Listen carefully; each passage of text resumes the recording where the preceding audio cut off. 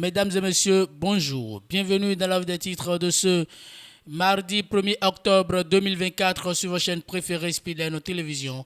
Démarrons par le quotidien Le Béninois libéré pour lire à la une. Séjour carcéral de son traître d'ami Olivier Bokor. Le cœur de Talon saigne mais reste toujours doux. Voilà ce qu'il a prévu. Vous aurez les détails à la page 3 de ce quotidien. Conséquences des interpellations dans l'affaire de coup d'État manqué, des pro-Bokor commencent par menacer des fidèles de Talon. D'autres révélations sur la tentative de coup d'État manqué. Bokor et Omeki avaient prévu une assurance vie à Tevoedre en cas d'échec. Toujours avec le Béninois libéré, deuxième passation de charge à la RAC. Inès Kobor remplace François Audo au poste de secrétaire général adjoint de la RAC. Page inter avec ce quotidien Cameroun. Samuel Eto'o sanctionné par la FIFA, informe le quotidien. Le potentiel immigration et embauche des cadres béninois dans d'autres pays du monde. L'hémorragie des cerveaux, un handicap pour le Bénin. Le quartier latin d'Afrique se vide de ses cadres dans les domaines stratégiques porteurs de développement. Le Bénin peine à retenir ses enfants les plus futés et doués en compétences.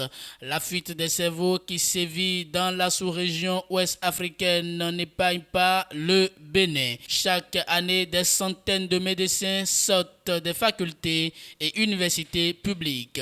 Mais ces médecins, dans une large proportion, quittent le pays pour d'autres destinations. Si les Béninois se plaignaient déjà de ce départ massif des médecins, ils doivent désormais s'habituer à l'immigration. Vous aurez plus de détails à la page 3 de ce quotidien. Appel à une procédure judiciaire pour une supposée violation des droits humains.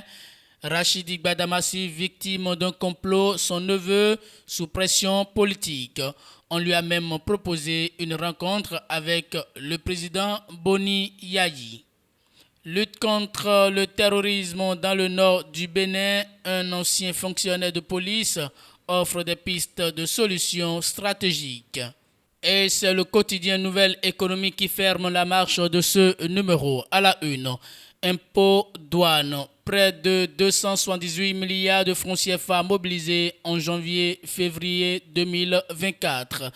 20,8% de taux de croissance des recettes fiscales au cours de la période sous revue.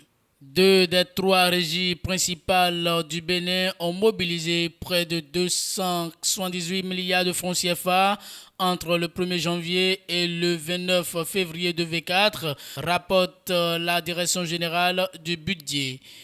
277,9 519 milliards de francs CFA, pour être plus précis, 149,83 milliards de francs CFA pour janvier et 128,12 milliards de francs CFA pour le mois de février 2024.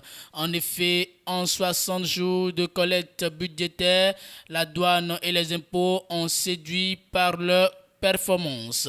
En comparaison à la même période un an plus tôt, les deux régies ont réalisé une performance de 20,8%.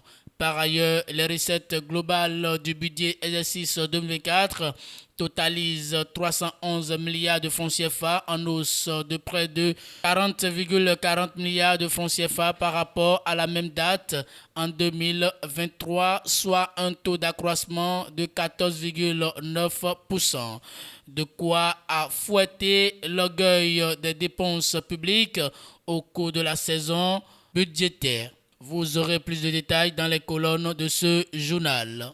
Toujours avec Nouvelle Économie Bénin, budget général exercice 2025, près de 590 milliards de francs CFA pour le climat et l'environnement.